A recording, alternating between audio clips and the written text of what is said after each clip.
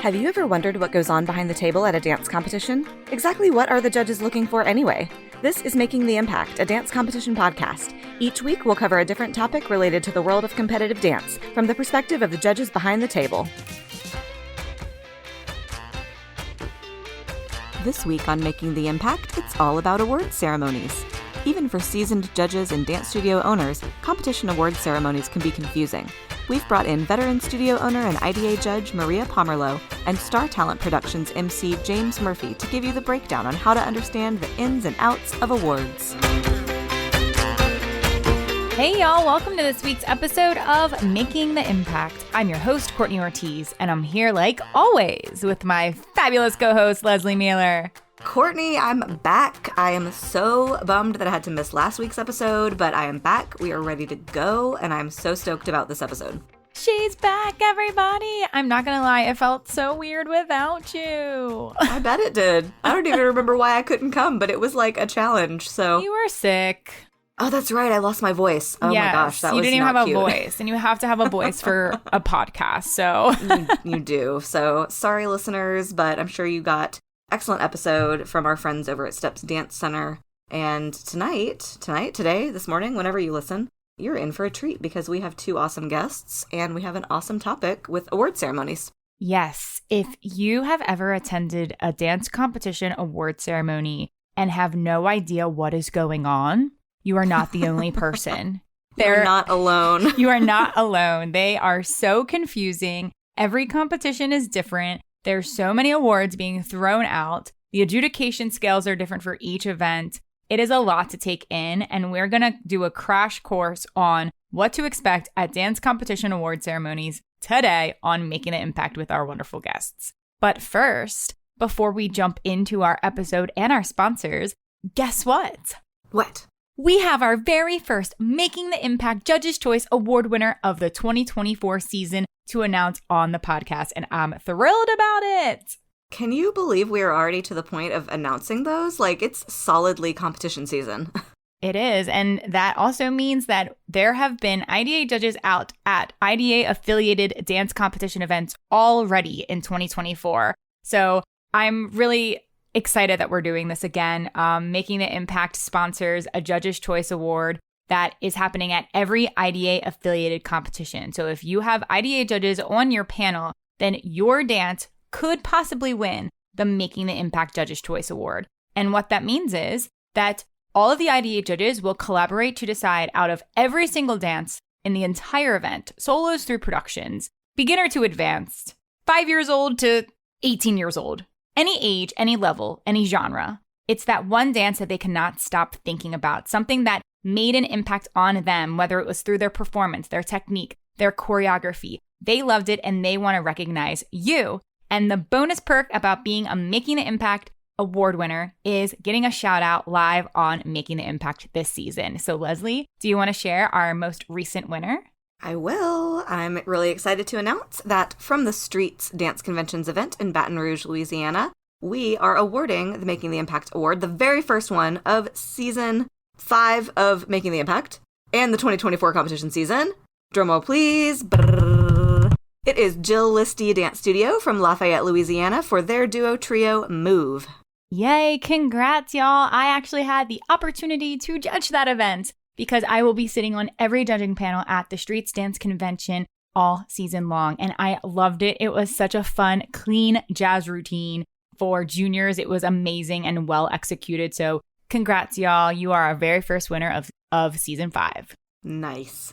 Very cool. Stay tuned for more award winners coming your way as the season progresses. But before we jump into this week's episode, let's hear from our sponsors.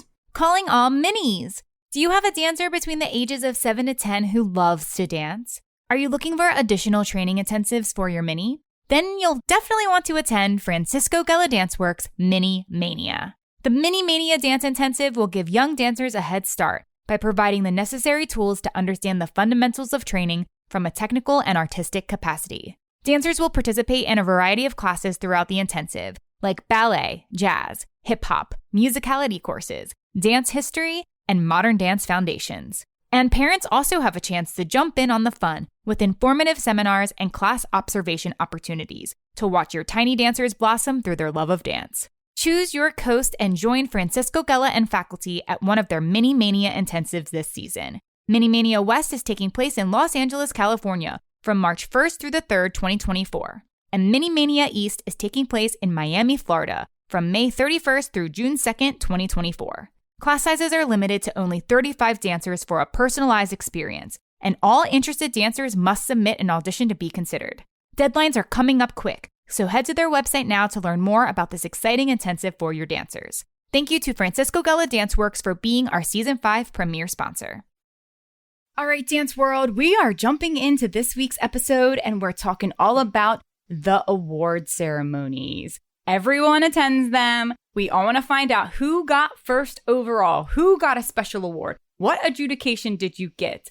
We're going to tell you all about what all of those things mean. If you're a dance parent and you're like, what even is that? What's an adjudication? What is triple titanium? What does a bronze mean in dance competition world? We are going to dive deep into a chat today with two special guests joining us here on Making the Impact. The very first guest I'm excited to welcome is someone who I've known for many, many years, and I've had the pleasure to meet them on an IDA-affiliated competition because we couldn't do an award ceremony episode without having an actual award ceremony host from a dance competition.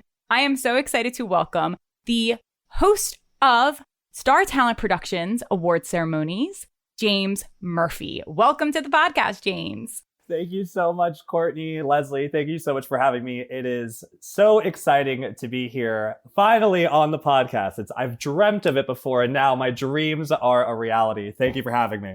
Of course. I knew we needed to have you for this one. I mean, you're the perfect person, and you are such a fantastic host and MC at Star Talent. I have witnessed you in action, and you make my dreams come true when it comes to being an awards host. Thank you, Courtney.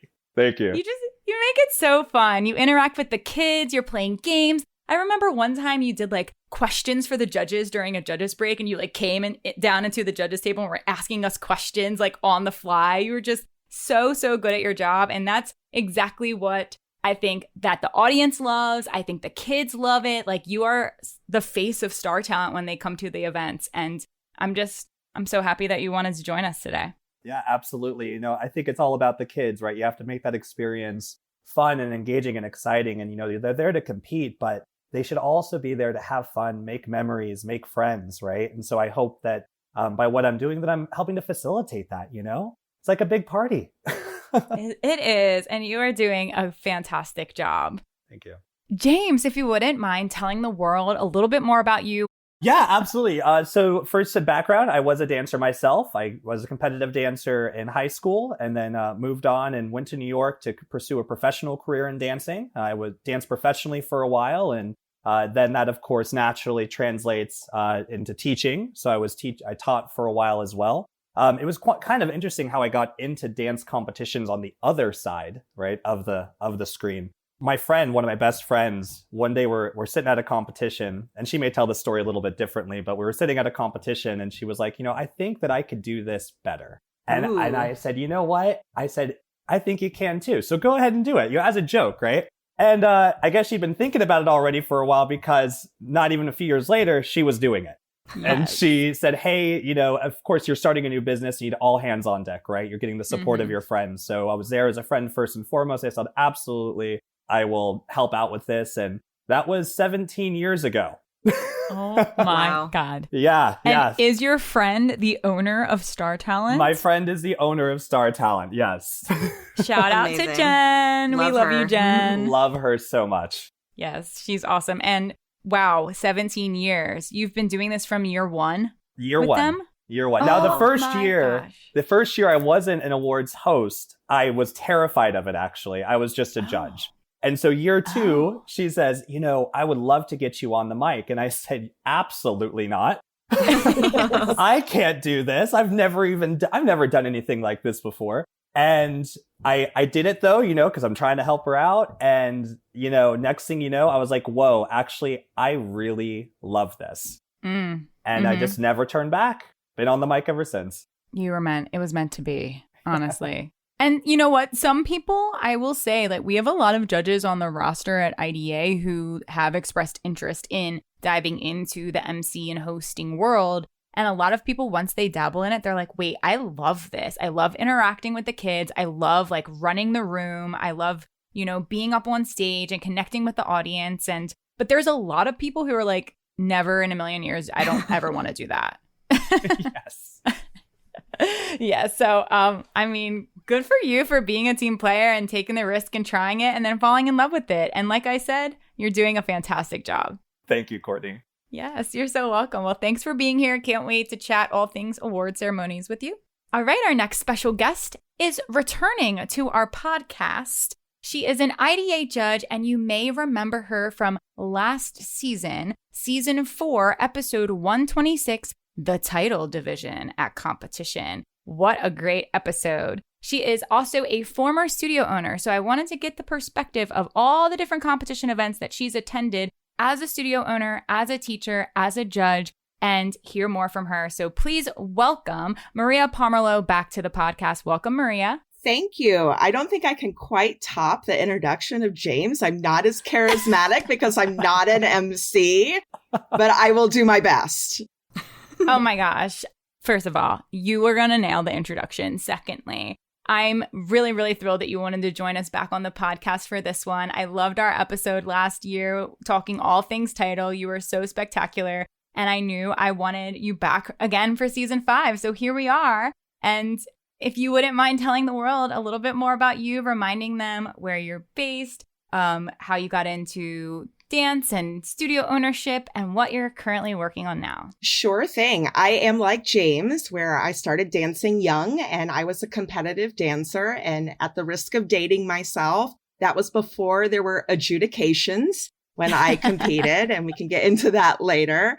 I always taught dance since the time I graduated high school because I had a second life as a chemical engineer in corporate America. And it wasn't until about a dozen years later that I chose to make my part-time hobby my full-time gig and open a studio. And I did have a studio for 15 years. We've attended many a competition. At the last time that we spoke at our last podcast recording, I was simply a former studio owner. But since then, I'm now a full-time adjudicator. So last year, I went to 16 regionals from among 5 different companies and 2 nationals as a judge. And then additionally, this fall, I returned to teaching part-time after a couple-year hiatus. So I'll be back on both sides, both as a client at a competition as well as an adjudicator at a competition. It keeps me very busy, 7 days a week, pretty much from this Friday until the 4th of July. Oh my God. When you put it that way, that makes a very, very long time. It does, minus a couple holidays. Yep. Yeah.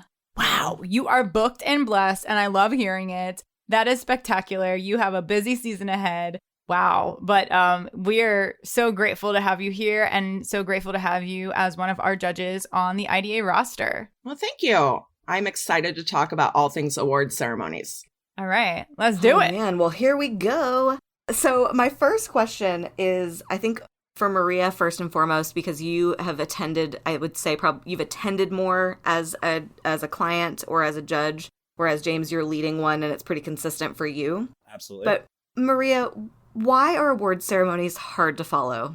Because they are. They're not just like a walk in the park. They are. Confusing. I would say there's so many reasons why they're hard to follow. One could be who you are. The first year competitive dance parent or the first year competitive dancer, they don't have any relativity and maybe not any education to understand what the award ceremony entails. And just when they think they get it figured out, say by the end of an event, then they go to a new company a few weeks later.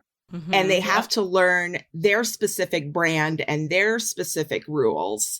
There can also be like other logistical reasons too. Like sometimes they just go so fast because they know that they have to jam pack in so many entries. And there is like a balance between not making the award ceremony too long, but at the same time understood. So gosh, there's so many reasons why it can be hard to follow. Yeah. Those are valid points. Anything to add, James? Oh, absolutely. So first, having that balance, right? It's like we're not auctioneers, right? So why are we talking like we're at an auction? And I am guilty of this as well, right? And so it's important, right? We have to speak evenly. We have to speak fast enough to where we're not creating a situation where it's a 2-hour award session, but we have to speak slow enough to where the audience can follow along. And I think it's super important. Like you brought up a great point on they go to one event and they learn their system, right? Mm-hmm. Then they go to another event and the system's completely different. And then it's like, oh my gosh, right? So I know one thing we try to do to kind of head that off is, or one thing that I try to do when I'm doing awards is I try to explain each section as I'm going along. Because I think that's really important for them to understand the format of you go into your adjudications and then we're going into special awards. Now we're going into your overalls and here's what that means. And more than that, here are what the different levels mean. Here are what the different skills mean. Here's why they would get this score or why you'd have this adjudication versus this adjudication. I'm getting so ahead of myself. I'm sorry. But you see what I'm saying? It's important that they are informed, right? Yes. Right. Because otherwise you're just sitting there. And not only is okay, you're talking really fast. There's a million people. It's hot or it's cold or it's late because we ran late because we started late because X, Y, and Z. There's just so much happening in the moment that even if you know what you're doing, you still have to sit there and focus and pay attention. Because there's 1,000 different things happening in the moment. Yeah, that's such a good point. It is. It's overwhelming. I can only imagine what a dance parent is feeling. I'm sure when dad shows up for awards, he's like, what is going on? Mom might have it a little figured out at a point, a certain few years in, mom knows the drill. But dad is probably so darn confused by what's happening at the award ceremony. And something I want to talk about when it comes to different competition companies that adds to the confusion is adjudicated awards and the titles of adjudicated awards, because I think we've seen it all at this point in the industry. Well, first of all, can somebody explain what that word means? Because it's a big word. Sometimes it's, you could apply it to different things in the world, but in the terms of dance competition, what does an adjudication mean? I'll take a stab at it.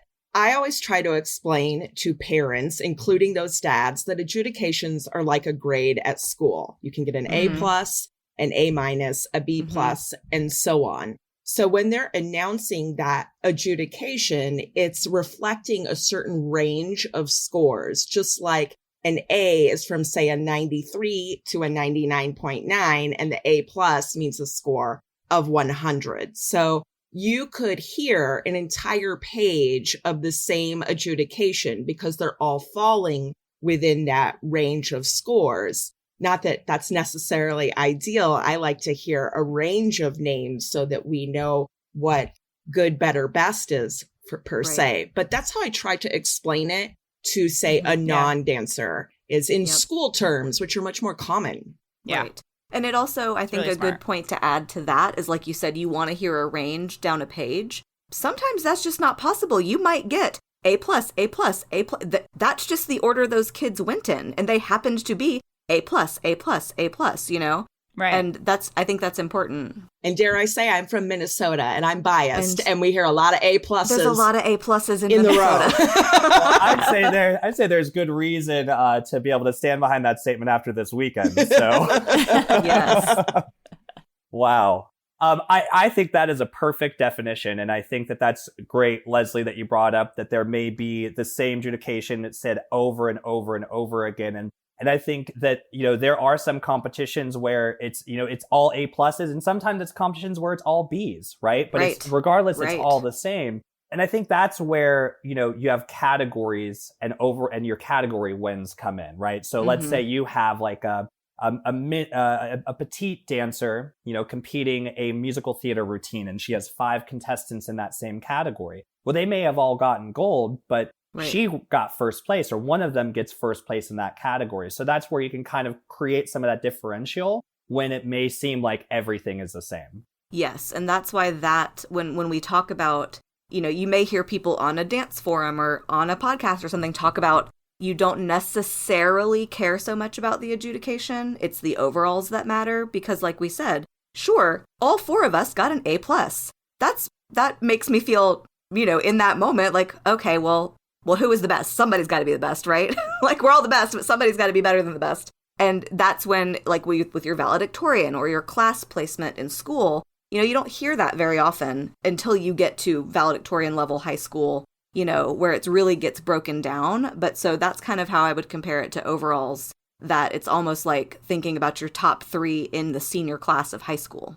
I do, but I think that they're, especially with young dancers, some of their early goals are very focused on achieving the top adjudication level at a competition. Understood. And that's okay. Yep. Sometimes I tease parents because they often present their dancer as the winner because they did earn the top adjudication level, right? But then didn't necessarily place in the overalls. So on one hand, I appreciate that that's their goal, but sometimes they utilize it to like curate the way they share that information with other people. Yes. And I agree. To add on to that, this may be where some of the different naming conventions come into play and how we've kind of transformed as an industry and how we name the different award or how we name the different adjudications. Why instead of it just being like, I see this all the time on internet forums, it's silver, bronze, silver, gold, but it's not. It's diamond, it's emerald, it's, double platinum, right? I mean, it's all of these things. And some of that I think is so that the dancer can go back and say, I got a platinum, and a platinum may not be the diamond, right? Or the whatever the highest, I'm just speaking in generality, right? But it's to help build self-esteem. And I think that that's what dance competitions should be doing at this level too, right? It's not like collegiate level dance, right? So that's just my take on it. But yeah. I mean, it is interesting to have watched it, and all of us have been in this industry in some way or another for the past 20 years. So it is really interesting to see how adjudications have shifted in the past 20 years. I mean, I grew up as a competition dancer, and I remember honorable mention. We've talked about it on the podcast many times before. Everybody listening in 2024 is probably like, what in the world is an honorable mention? But that existed. Like, it used to, a lot of competitions used to it was pretty much like a participation award. Like you showed up and you did the thing, and good job to you.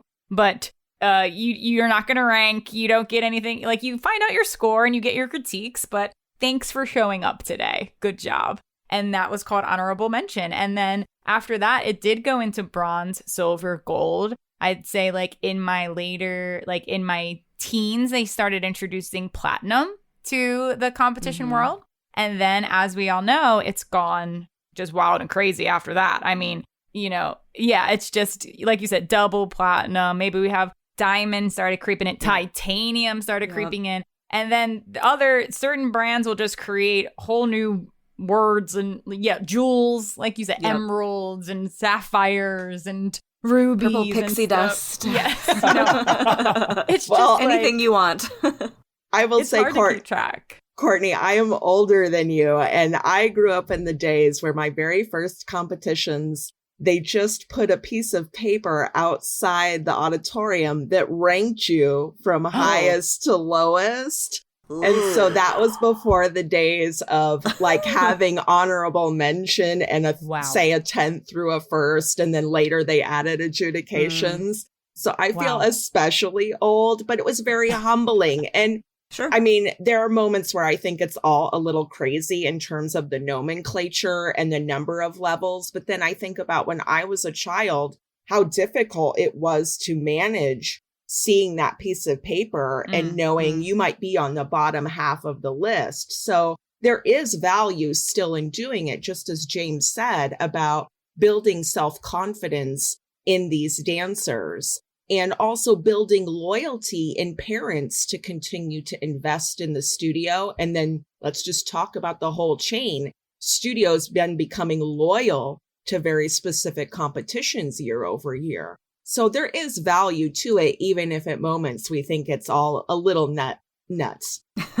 Yeah. Very That's well a great point. Yes. Yeah.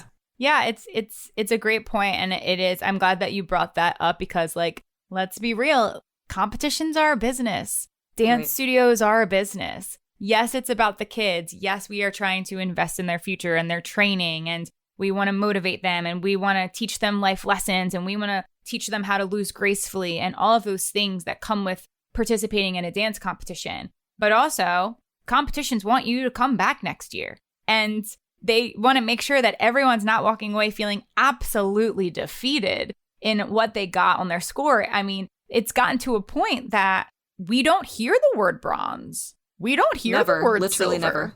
Like, that's how we've evolved this industry is we're going to start the quote unquote, one of the lower adjudications at gold for some places. And then we work our way up from there and just kind of change it up. But everyone in the industry weirdly knows that somehow gold equals bronze now. You know, it's just like this thing that everyone kind of knows in their head, but we're not putting that label on it. And hopefully, or maybe you don't know that and you come back next year, you know, like it is an interesting shift. And I also think that shift happened due to the growth of dance competitions in the industry and trying to stay competitive and trying to stay relevant because, you know, there's over 200 dance competition companies just in the United States alone. So, you know, everyone has to figure out a way to like make everybody happy and change it up a little bit and find something unique in there, how they do adjudications. But I do want to just like final thought on adjudications is I want everyone to know that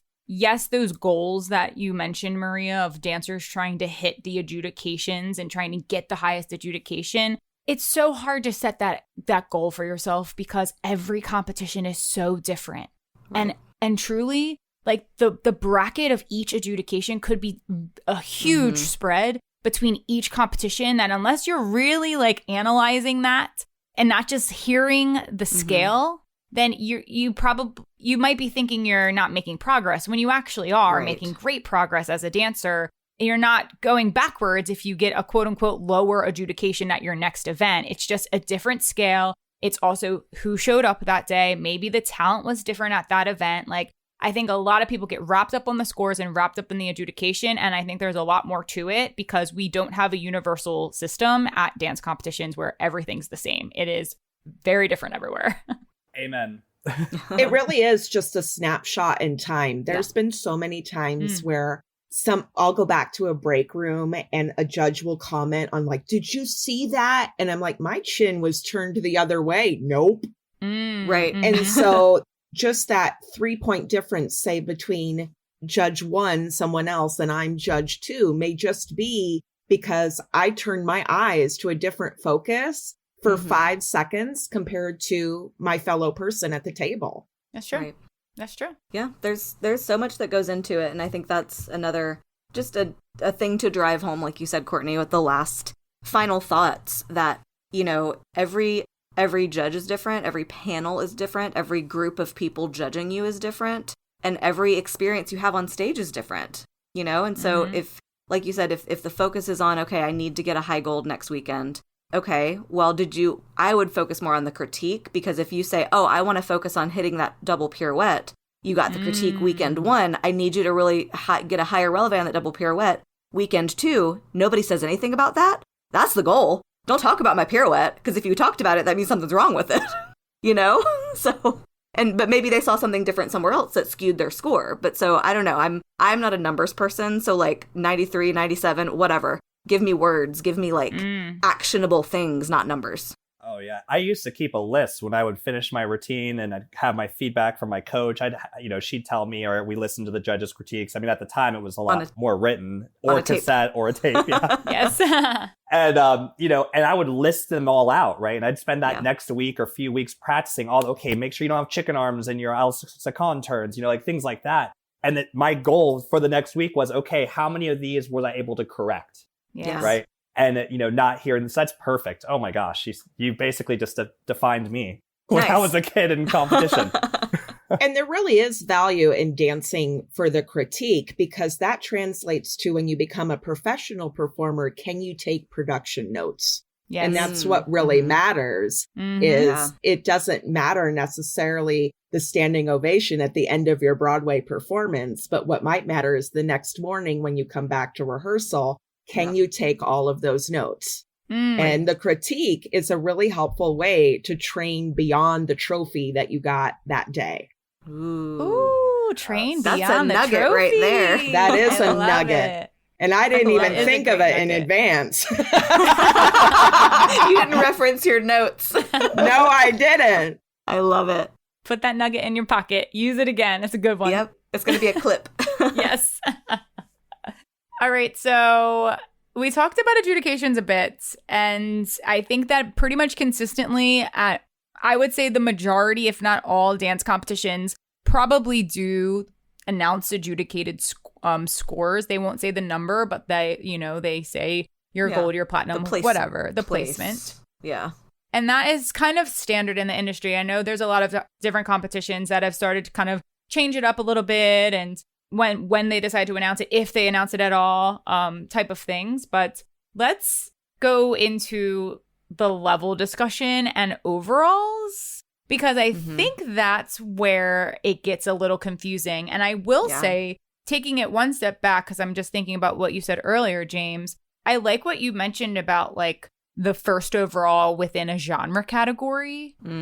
I think that is really helpful that when competitions do that, because like you said, if you are really studying and paying attention, and we all know that, and I used to do it, that there's the dance moms, there's the teachers, there might even be the kids that have the program, and they are following along. They are writing that adjudicated score for each dance, and they're already figuring out. Comparing and contrasting. That person got the highest. Oh, that means they're in the top 10. Oh, another person came. Now they're in the top 10.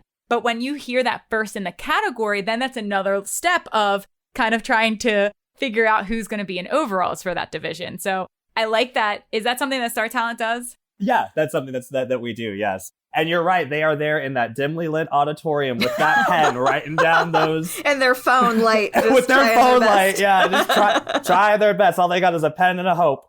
But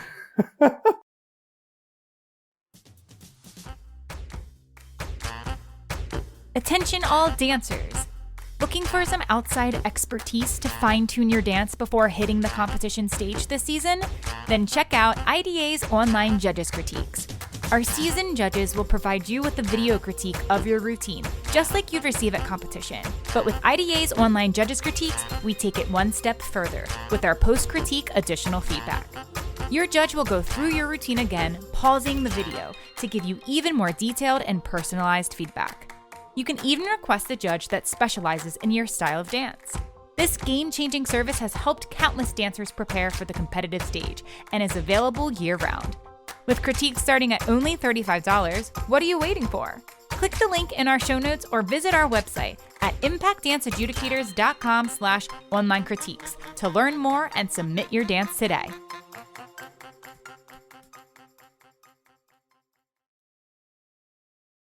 I think that something that's made it tricky in understanding how overalls work out is this beautiful new thing we call dance competition levels that exist at it's a not lot even new. of. Don't even call it I'm sorry, new. it's not new anymore. It's new to me because I'm old, but it is new. It is been around for at least 10 years now in the dance competition industry, and I think it seems like it's here to stay. We've talked about it a million trillion times on the podcast. There's a whole episode. Go listen, y'all, if you need more clarification. But we know that a lot of competitions now have at least 2 to 3, some have 5 to 6 levels at competitions. And that's primarily just based on either the amount of hours that a dancer is training at the studio, maybe their experience that they've been as a competitive dancer. And it just kind of creates a more even, quote unquote, even playing field to be competing alongside other dancers from other studios who are at the same training level as you. And it's another great way to break it down, kind of like going back to the school method, is varsity versus JV. Like a little bit of that kind of idea where you're competitive or you're recreational is another word that we use often in our industry. So I think that that's when it gets confusing, because there ends up being a lot of first places at a dance competition. Yes. Is it confusing for you as a host? Yeah, so there are sometimes, depending on the session, I've seen anywhere from 9 to 36. Gee, woo. And first place. First place, yeah. So what really drives this, and you are absolutely right. So it's level, and then it's type. And it's age. So generally, you'll see in award sessions, they try to group like by session. So you'll have teens and seniors generally are competing in a session. They're not usually competing with juniors or petites. Sometimes they are. Okay. But in your award session, so let's say you have a mini, which is like the youngest dancers, right? Petite, which is like your 6 to 7 to 9, and junior, which is like, let's say 10 to 12. So that's 3 age groups. Within each of those age groups, you have, let's say at a minimum, 3 levels, right? I'm just using our competition for an example, right? 3 levels. We have, your recreational, your mid-grade, and then your intermediate and your highest level. So you have mini with 3 different levels. You have petite with 3 different levels. You have your junior with 3 different levels. That's 9. Okay. We're already at 9. So we're already at 9. Okay. This is just solos. This is just solo. Well, no, but then you have, so that's 9. And then you have, let's say you have solos, but they're also competing duets and trios. And they're also competing more than one solo maybe. So then they're in like a super solo category or a grand solo category. So then you have your award for solo. You have your first place for solo, your first place for duet trio, and your first place for grand or double solo, whatever, right? Times 9. 9 times 3 is what? Not 27. That's 27 first places right there. And that's not even until we haven't even gotten to a teenager yet. We haven't even gotten to the No, but the teenagers, it's only 2 ages generally, unless you add adult, right? So some that's fair. companies you have adult, some you won't, right? But so teen and senior, but yes. It gets crazy. Hurts my brain. It does hurt the brain because so often I remember being asked as a kid, or my dancers are asked by their non-dancer friends, so did you win? Right, just win. Right. And it's so difficult to explain because dance competitions are not, say, 1 versus 1 battles like a basketball game. They're not even a bracketed tournament. Nope. So it's difficult to explain to them that it is literally, 3 levels times 4 to 5 age groups times 5 to 6, group sizes, that we're trying to recognize the highest score within each of those combinations. So it is a lot of math, but when I do explain it to non-dancers, there are similar sports like that. Wrestling is an example. Muay Thai or combat sports is an example. Where they have, novice fighters versus pro fighters. Interesting. Okay. They have lightweight versus heavyweight, and they always try to get opponents that are of similar size and experience against each other. And to me, that's the way I often explain to like non-dancers. Oh, it's like boxing, where we have different weights and we have different experiences, amateurs versus professionals. And then all of a sudden they start to understand, there can be multiple champions if I equate it somehow to something non-dance. I think the main difference I notice with that, because now that I'm thinking about all those examples that you said, I'm like, okay. I remember in high school, the wrestling and their weight classes or whatever. Whenever somebody wins one of those, the verbiage always includes this division, this level, this grouping of people, as opposed to I won. Whereas first. The dance competition parents, I feel like, often just say, my child won first place overall. Well, how? Where? In what capacity? Because I don't know whether they also maybe don't have the verbiage, because it's a lot of verbiage, or if that's a dance competition central thing where like, we just are going to say she won. Yeah. Like, what do anybody think about that? Because Maria, I know your son does Muay Thai, right? Yes, he does. Yeah. So I would say as a dance instructor, sometimes I like to showcase my dancers' wins, on Facebook, for instance, so when I go to start typing it out, right? Let's say they won the teen extreme small group category, right? So when I type it out, it just seems ridiculous, right? It's like, so my junior group or my teen group won the teen extreme da da da da da da da da. And then I'm like, my followers are not gonna. Yourself. And then I hear myself, and I'm like, no one reading that post is going to know what I'm talking about at all. So I'm just gonna say they won first place overall. I see. Okay. See now, right, in their division, or I'll say first in their division. Right. All right. Gotcha. Just kind of short up. Go ahead, Maria. I know you have something But to say. that end, as a studio owner, I started to pick competitions that recognize routines in a different overall way. So yes, you have tons of first places, but then you'll have something say like best of show. And say for novice, regardless of your age level, regardless of your size of group, we had the best novice routine for the entirety of the event. To me, as a studio owner, they won. They really won. Right, exactly. And so I tended to gravitate towards competitions that would, beyond the first place, recognize across all sorts of combinations of group sizes and ages and levels what is really the creme de la creme. Right. It's a great point. And can I add on to that, Maria, is that's something that our competition does as well, is the high score of the day. So across all of the 13 and over groups, regardless of group size, who was the first place over, who was the highest scoring of all those routines, who is the highest scoring of the 12 and under solos, duets, and trios, right? To give them that, right? And I love that you're saying that, because it kind of just attests to like, hey, like that's really cool to know that insight. So thank you for that. Yeah, I like when they do the genre breakdowns too, like high scoring jazz dance, high scoring contemporary dance, like even breaking it into the genres, because it might be like a really tough contemporary division. And you'd be like, and all of those dances might score high, but pending what the jazz or the tap or the hip hop looks like, they might not make overalls. But you might find out, oh, well, I got second in contemporary. That's really great achievement. Like I did really great. So I think that's I like when competitions do that. But I will say, when it comes down to the whole first place overall thing, and I have a lot of thoughts about what you were saying, Lesley, where how people, display that information of winning. And I think that everyone just wants to be able to say that they got first in some way or another without really explaining how they got first, to use it as marketing, to use it for social media, to use it as bragging rights. And I think that we have to be a little bit more transparent sometimes, because if I was a naive, inexperienced dance parent doing research on a dance studio to take my child, and I saw that they got first place overall, but really it was just in the recreational division, but I wanted my kids to be training at a highly competitive level, then I'd be feeling like, well, I just got scammed a little bit right now in this advertisement to take my kid here, because it seems like everything, they're winning, so they must be doing something right. They're winning dance competitions. But are you actually up against enough people? Were you right? You could have actually gotten just the designated first place overall because no one else showed up that day. And we all know that happens.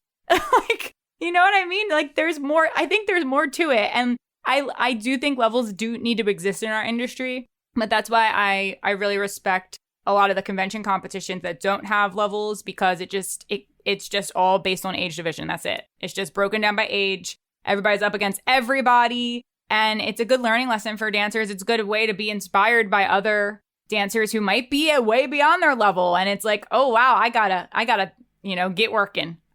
Instead of just only watching your level dancers and only focusing on that. And that's the end all be all. So I know there's a lot of varying opinions on it in the industry, but I just wish that people would be honest about how they got their first place. Come on, y'all.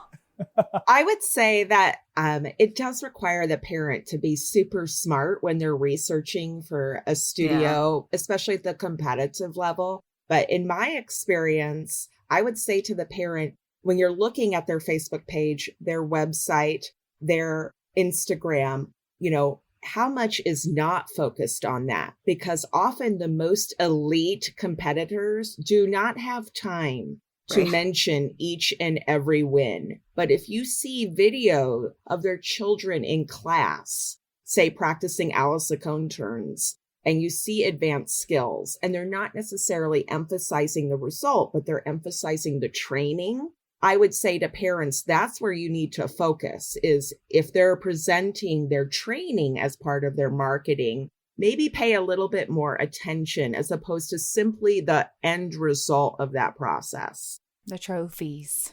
It's all about the trophies, which we love a trophy over here. It's an award ceremony. We love a trophy. And speaking of trophies, I love how award ceremonies have gotten really creative and clever with all different types of physical awards that they give. I think that everyone loves a tried and true trophy. Kids love a trophy, and we like to display them at their in their room and also at the dance studio. But we've come a long way from just the standard trophy dance competitions, which I think is really cool. Some of the trophies that I see, the acrylic ones that are all colorful, like I think those are really pretty. I know for Making the Impact, we do like a tin sign, which I know is really popular for a lot of competitions. I love the tin sign. Oh yeah, the tin sign's kind of cool. I like it. I mean, it looks good. It's flat. It doesn't take up too much space. Easy to transport. But yeah, it's not only just about those trophies, although we love them. We do love them. Exactly. What should we hit on next? So I guess my question next is for more focusing in on the dancers at award ceremonies, and I think we can all speak to this. What should dancers themselves know about attending an award ceremony? Because there's a lot of kids who've never done it before, or they don't, maybe it's their first time, or they've never been told what to do. Like, what are the expectations on the stage in award ceremonies?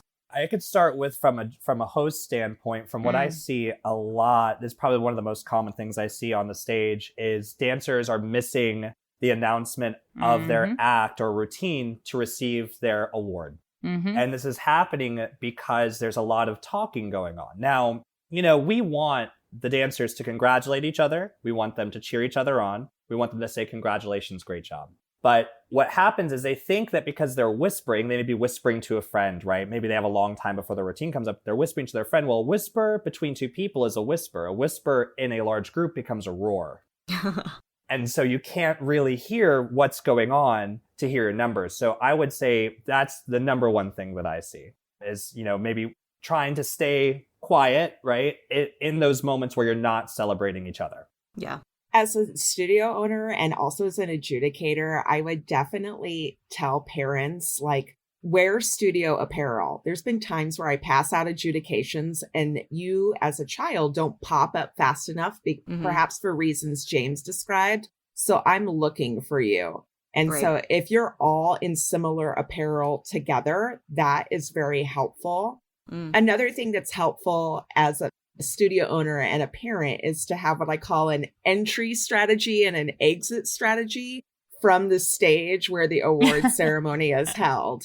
There's always this like mad rush to the stage and these moments of like, where's the rest of my friends from my studio? And then at the end, there's always an anxiety from parents about reconnecting with their child from the stage. So having that well-defined, perhaps if the studio owner defines it or also the parent and the child define it, that helps make things go a lot more smoothly. Another thing I actually do is, as a studio owner, I gave always one performer that was waiting for an adjudication, a big bin and just set it with my studio. Nice. And we toss in all of the ribbons, the pins, the bracelets, because I feel for people like James and his staff, where once the award ceremony is over, it looks like trash all over the stage. Yeah. Yep. I've actually created a game out of that. Ooh. So I'll offer them incentive. Like whoever can give me the most pieces and put them in this trash can gets a free program or gets, amazing. Or a pin or something, yeah. Genius. Make it fun. Genius. Oh, absolutely. Yeah, I feel like, I'm sorry. Go ahead, Maria. I was just going to say, lastly, my daughter has also worked for competitions, more so in the production side, not as an emcee or as an adjudicator. And I asked her this question just in advance of the podcast. And she was always like, say thank you. No matter if it's the top adjudication and the first overall and the best of show, or it's something that you didn't necessarily want to hear. Right. Just say thank you. And then, of course, at a later time, your feelings are valid, especially if they're disappointing ones. You can have that with your parent or with your teacher back at the studio. But that person handing you the award, they have nothing to do with that, likely. And so just to say a simple thank you. That was exactly what I was going to say. So I'm so glad you hit on that. It is so important to have manners while we are on stage. It doesn't matter who's handing your award, whether it's a backstage staff member or crew member who's working 15 hours to help make this event possible for you. Be kind to them. they are delivering something to you. Don't rip it out of their hands, and make eye contact and say thank you. And especially if it is, I mean, even me as a judge, sometimes we are asked to go out on stage and hand out the trophies or the adjudicated pins or whatever it is to the dancers. And half the time, they don't even know that I was the judge that was just judging them. They're like, who are you? And thanks for my triple titanium. And they just go sit back down and stop paying attention. Like, there just needs to be a little bit more respect happening on the awards stage, because there is a lot going on and there are a lot of announcements, but you have to stay focused and also like know what number your dance is, because as we know, and we talk about all the time on the podcast, you might have the same song as someone else. So you hear the title and then everyone's like, ah, and then other people like, that's actually my studio that won that award. And that's the worst. Yeah. And that's awkward. It's just so awkward have to like change out the award, or somebody is mad about it and then there's a fight and like it's not great. So like the number is what matters. Yeah. Yes, especially in overalls. And so one thing I try to do is I'll say the studio name with the title. Smart. I appreciate that. Especially with the little ones. Yes. Exactly. They don't know. They don't know. There's 1,000 Walk the Dinosaurs. Like, right. They're like, Walk the Dinosaur? Oh, that's me. You see all the 3 little dinosaurs coming up from alternate places. I think my biggest thing from the judging perspective, and, you know, I haven't hosted before, but just being a director and like sometimes having to get on stage and do something, please just pull your feet in. Don't be sitting in a straddle. Don't be sitting in a pike. Crisscross applesauce. I know your knees hurt. I know you're tired, but like you're young, you can do it. Because once it's too crowded, like it's the stepping over the feet and the legs and you're in the way, and just like pull it together because there's limited space, and the last thing we need is anybody tripping over anybody. Agreed. So I'd like to talk about some of the things that we love when it comes to award ceremonies that we've witnessed, things that competitions are doing really, really, really great. Maybe things that bring you back as a customer, or things that your kids love at their award ceremonies. And then we can dive into the things that we could be doing better. Some of the competitions could be doing better. So let's start with the things that we love at awards. Anything come to mind? Even just like, you know, obviously having a fantastic host is always a great one, but also just like, you know, do they do something cool or unique that others don't do that make it interesting? For me, I really like special awards that are extremely individualized, and they spend a little bit of time explaining why they recognized that particular group or soloist with that person present. So my favorite is when they say, could entry number 177 Walk the Dinosaur from Gina's School of Dance please stand up? And then that particular judge or MC explains why they're getting that reward. It gives time to the parent to go, oh my gosh, here they go. They're winning. Right. Pull out their phone, hit record so that they can memorialize that moment for them in a very individualized way, as opposed to, say, more generic style of special awards that are constant throughout many ceremonies. While I appreciate that recognition, it isn't as like memory making is what I will say. It doesn't give the personal touch. Like as much as judges hate having to go do something during awards because that is their break time, like they get to go actually relax for a minute during award ceremonies, I do think that it's really nice when a judge has taken notes on a dance, does want to recognize a dance. After you sat and watched 200 dances in a row, you actually still remember what I was wearing and something special about that dance, and you can go out on stage and say that. And then if a judge is presenting it, I think it's nice that we get to hear their voice, see their energy. They can kind of like tell the audience like, hey, I deserve to be the judge. I know what I'm talking about up here. They can kind of prove themselves a little bit instead of being that mystery face behind the table. So I do agree. I do like that. Although a lot of people are like, oh, God, I wish I didn't have to do that. I do think it is a really nice personalized touch to dance competitions. Yes, I get anxious when I'm asked to do that because I want to do right by the parent and the dancers. I don't want to fumble my words. I want to make sure that I can locate my notes and say things because I want to make sure that they really have their moment. So I just feel a lot of anxiety when I do it. Like, don't get it wrong. You just judged all them and asked them all to improve. Right. Now you have to be perfect. Go. Right. Anything, James?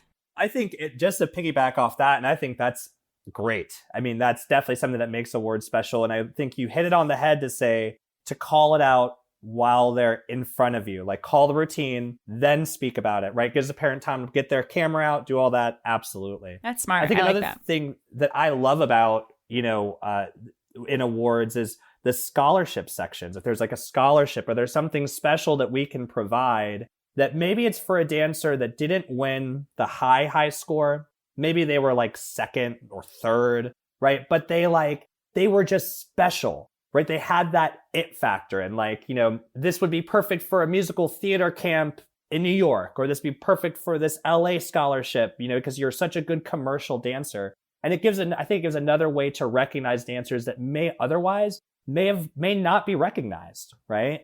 And it speaks more to the stylisticness of dancers. Some dancers can be very stylized, and I love that. Like, gosh, I wish I could be like, yes, I want to give you an award, just because you're not just technique. You're the whole package, right? And so when you can provide scholarships and things like that, I think that adds to the ceremony as well. Ooh, yeah, I love the scholarships because it kind of suggests that they're a person that you want to work with all day, because rehearsals are long, work days are long. So if you get those scholarships, it's kind of cool because you're suggesting you're worth the time, not just the pin, but you're worth the time. Yeah. And so I like them too, James. I like them a lot.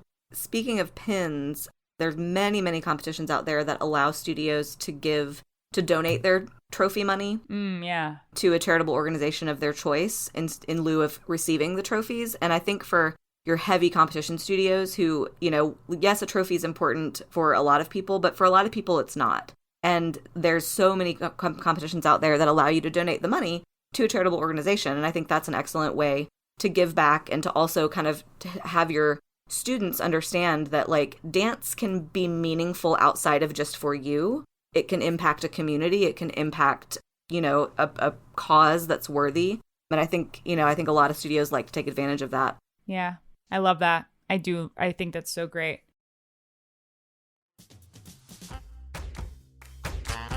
Hey parents, do you have a tiny dancer between the ages of 7 to 10? Are you looking for a thrilling new way to level up your dancer's technique and training? Well, look no further than Francisco Gala Danceworks Mini Mania, the ultimate dance intensive for young dancers. Mini Mania provides top-notch training in the technical and artistic aspects of dance from experienced professional educators. Your dancer will train in a variety of classes, including ballet, jazz, hip-hop, musicality, dance history, modern dance foundations, and so much more. And parents, get ready to join in on the fun with enlightening seminars and class observation opportunities where you'll get to cheer on your tiny dancers as they flourish in class. Francisco Gala Danceworks is hosting 2 Mini Mania intensives in 2024. Take your pick from Mini Mania West in Los Angeles, California from March 1st through the 3rd, 2024, or Mini Mania East in Miami, Florida from May 31st through June 2nd, 2024. Class sizes are kept small to give personalized attention, with only 35 dancers per class. All dancers must audition to be considered, so don't miss out. Head on over to franciscogaladance.com today to learn more. Thank you to Francisco Gala Danceworks for being our Season 5 premier sponsor.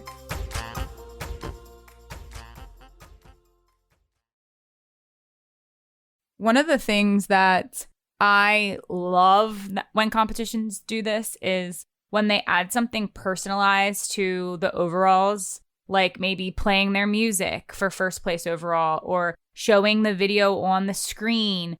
So everyone in the audience can also have a reminder of, oh, that's the dance that won, versus just having to remember, the name of it. Or maybe they started on their program as they watched it live in person. I think coming back to that and having that reminder and refresher of, and honestly, it's especially if they have the ability to show the video. I think that is so exciting because it just shows to everyone in the audience, this is what equals first place.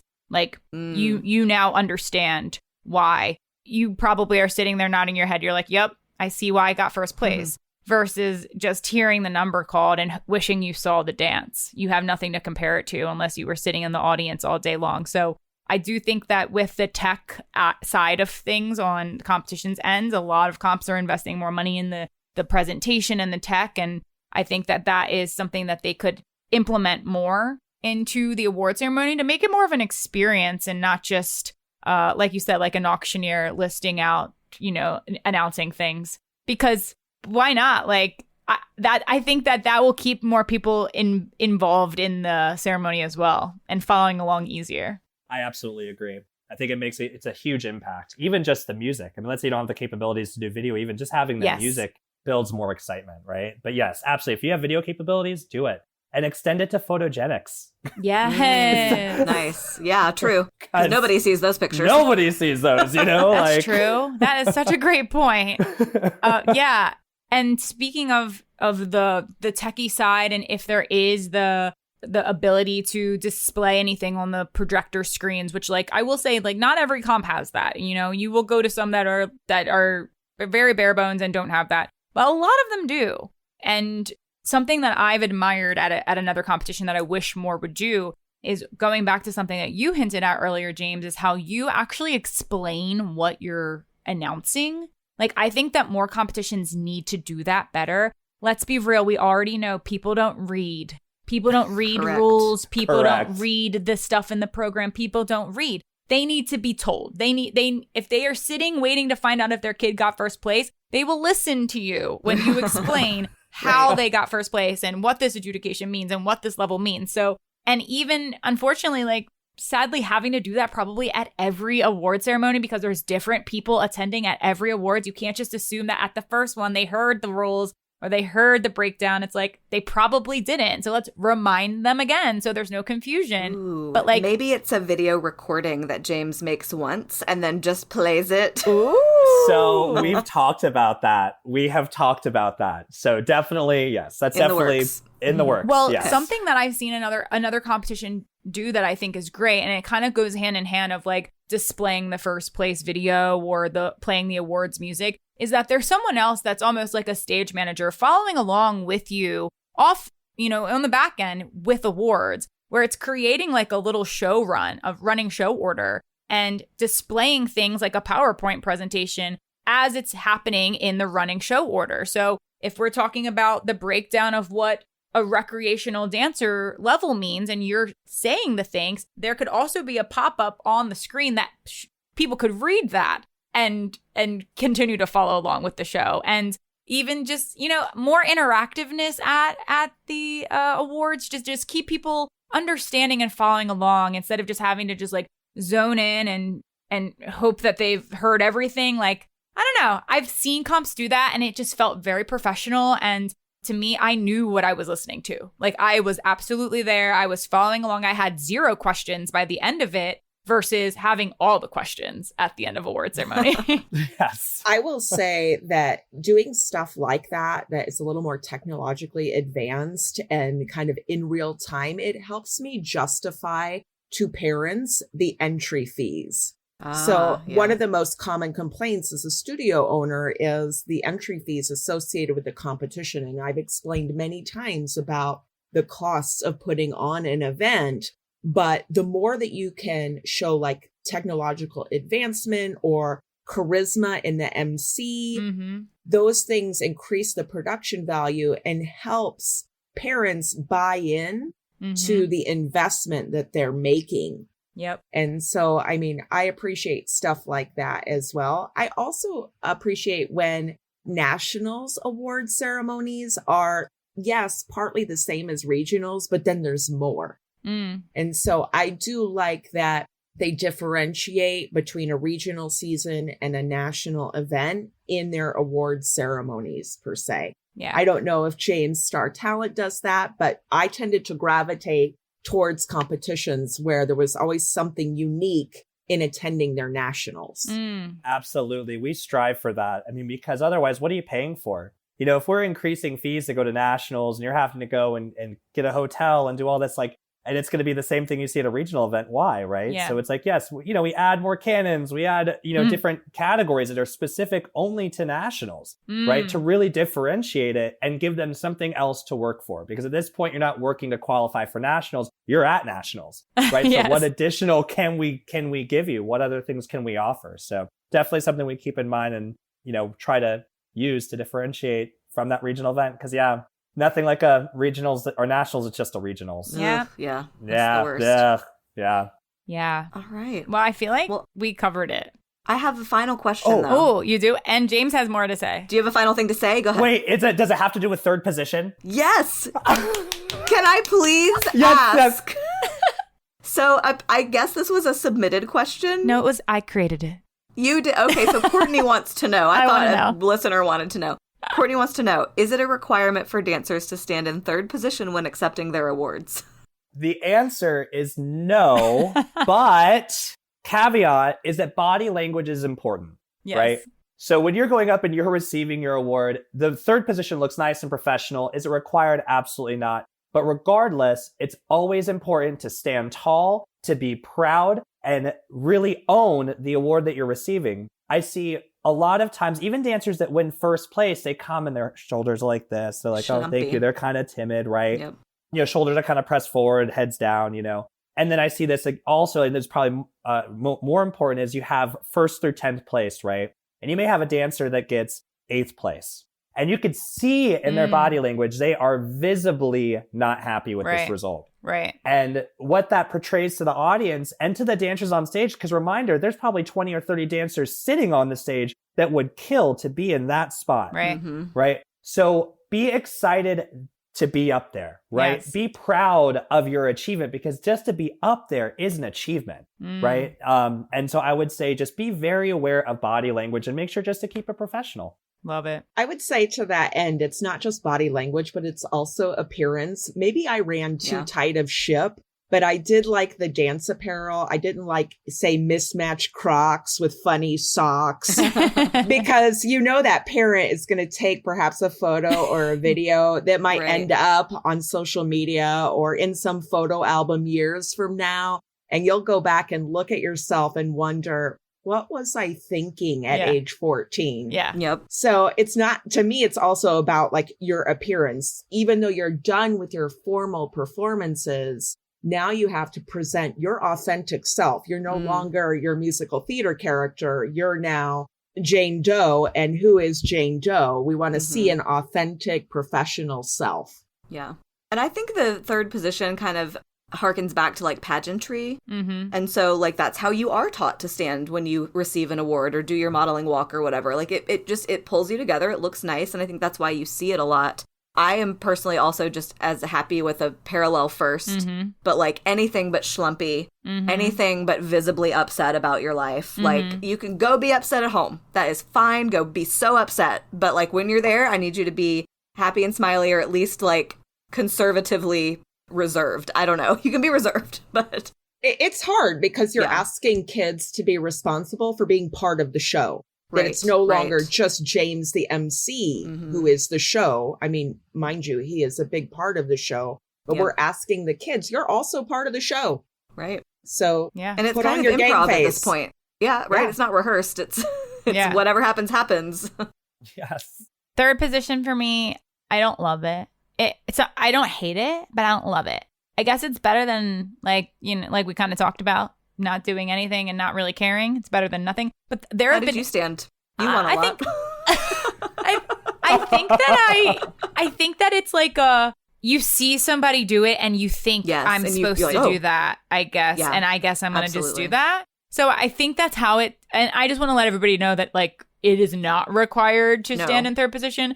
But there have been times where I'm standing on stage or I'm watching awards and I'm like, that dancer looks awkward and uncomfortable standing in third position. It's just not who they are. Well, and also it's who's like dancing in third position. Like, it's you just kind of graduate from third after a while. Let's like transition it to parallel first. I'd love a cute parallel first, feet together. That's fine. Like you're allowed to, you don't have to like stand stiff and like not move and you're a statue on stage. Like you're a human. You're a regular. Like I want to see their personality a little bit more when they get to go get those awards, besides feeling like they have to be like stuck in their third position awkwardly. So to all the dancers out there who have to stand up and get an overall award or a special award or any type of award, you can stand however you want to stand as long as your body language is looking good and you are saying thank you to whoever's giving you the award with a smile on your face. Yes. Because you're still on stage and yes, we're still performing. Still performers. Yes. Y'all, this was so much fun. I think that we really covered everything when it comes to award ceremonies. I hope that all of our listeners out there got some helpful information from this chat. I really think they did. It was really fun talking about them, and hopefully maybe even competition owners are listening and saying, "Ooh, that's a great idea. I'm going to implement that. Ooh, maybe I should invest in a better MC this season. Ooh, whatever it is." I mean, let's be real. We've all been to events where the MC is just like, who is that person up there? Do they even know dance? They're the most boring. I mean, we've been there. So it is important to have a really great MC, someone who preferably knows dance and who can also run the room, put on a show, be the face of the event, have great enthusiasm, just like the wonderful James Murphy, who is here joining us. Thank you, Courtney. My head is going to be so large I won't be able to fit through this door for dinner time. But I appreciate you. Thank you. And thank you, Lesley and Courtney, for having me on. Also, thank you, Maria. You were such an insightful addition. I've learned a lot. I wanted to take notes throughout this session. So when this releases, I'm going to listen to it again, and I'm going to be taking notes. So thank you for that. Just like your critique tapes from back in the day. Absolutely. It's a list, baby. A list. I have learned too not to be afraid to maybe try the MC position because I could stand to get a little bolder. Right now, I just prefer being in the dark beyond the stage lights with my headphones on, helping those dancers out. Yeah. Amazing. Well, how we always have our guests lead us out on Making the Impact is just with one final thought on the topic of today, which is award ceremony. So if you want to talk to dancers out there, if you want to talk to studios, dance parents, maybe other competitions, whoever you want to talk to, any final thoughts to lead us out? I do have a final thought, and this is for the dancers. Competitions are a growing experience. It is something that you do not just to compete, but you come to competitions to grow. And part of that growth is in having fun, making friends. Don't be afraid to go out there and try to make new friends, talk to other studios, cheer on other studios. Yes, you're there for the trophy, but you're also there to learn, to grow, and to hopefully maybe make another friend for life. You never know. So that's my final thought. Just make sure whatever you're doing that you're having fun doing it. And that's it.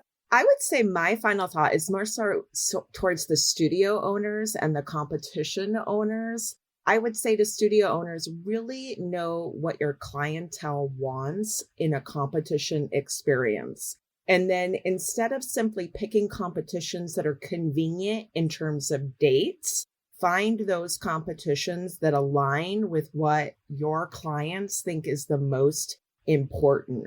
And in that vein, then the company should really know how to concisely explain to a studio owner who might be considering them for the first time what kind of experience they're going to have so they can make a huge investment, sometimes tens of thousands, if not hundreds, for these mega studios in Minnesota of entry fees, know that it's going to reflect exactly what their parents and dancers think is important in a competition experience. So just being sure about who your client is, competition sure of their studio client, and studio owners sure of their parent and dancer client. We hope you enjoyed this week's episode all about award ceremonies at competition. Don't forget to follow our guests on social media. You can find James at Extreme Dancer and Maria at Maria Pomerleau. Don't forget to follow Making the Impact on Apple Podcasts, Spotify, Amazon Podcasts, and pretty much everywhere you listen to podcasts. And if you want more exclusive episodes, support our podcast by joining our Platinum Premium membership for only $5 a month. Subscribers receive free Making the Impact stickers, shout-outs live on the air, ad-free listening, and exclusive access to our Q&A episodes for members only. Join now at impactdanceeducators.com/platinum premium or click the link in our show notes. Be sure to check out IDA-affiliated competition, Dive Dance Competition. Dive produces top quality events for all levels of performers with brand new skill-based platforms. Dive's regional dance competitions are held in North and South Carolina and offer an inspirational and positive atmosphere for dancers to grow and express themselves. The Dive vision challenges all dancers to be the best competitor, performer, student, and artist they can be. All of their events are fully staffed with panels of Impact Dance educator judges. All soloists are automatically entered into the title competition at no additional charge. One studio will be awarded the Studio of the Year at the conclusion of each regional season, and they also hold an ambassador search event each summer that offers exciting dance networking opportunities. To learn more about their upcoming events, check them out online at divedance.com and follow them on Instagram at divedancecomp. Season 5 of Making the Impact continues with upcoming episodes including what to do when the dance parent wants it more than the dancer, 10 things your backstage manager wants you to know, and homeschooling and dance. We hope you're enjoying Season 5. We'll see you next week for our next episode. Until then, keep dancing.